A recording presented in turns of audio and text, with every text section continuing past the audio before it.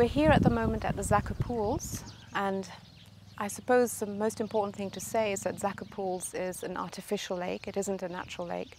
It has formed from, as I understand it, a lot of surplus water that comes out of the process of cleaning water, so therefore wastewater.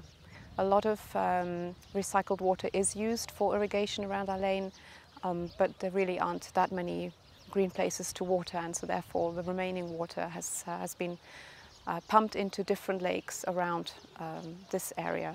The lake before the summer, in about June, became extremely swollen. So much so that if you can hear cars in the background, there is a truck road very close by. And there was a danger that the water was going to maybe undermine the truck road. This, of course, is extremely dangerous. And the water has receded a lot, some of it through evaporation during the summer, but a lot of it because the sluices have been turned off. So water doesn't just appear out of the ground here, it has been pumped here. I'm not 100% sure, but I understand that the water has been here for at least 7 or so years.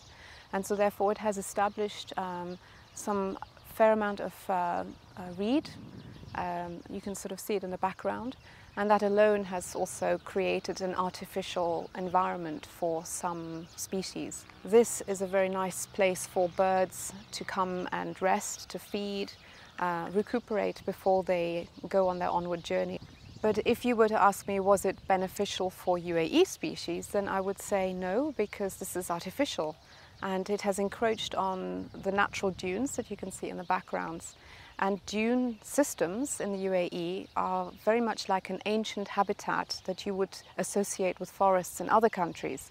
And for the species that have evolved over millennia, within the desert ecosystem, an intrusion of water such as the lake is devastating because it changes the habitat completely.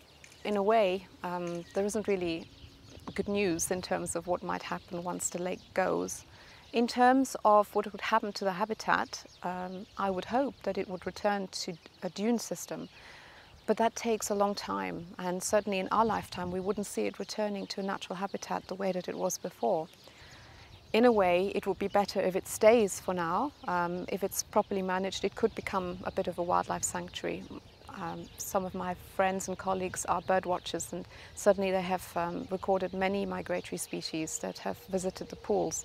And it would be nice to see it continue, but not become any bigger. And I certainly wouldn't like to recommend lakes being formed in the desert, because that takes away the natural habitat and affects all the species that are associated with that natural habitat.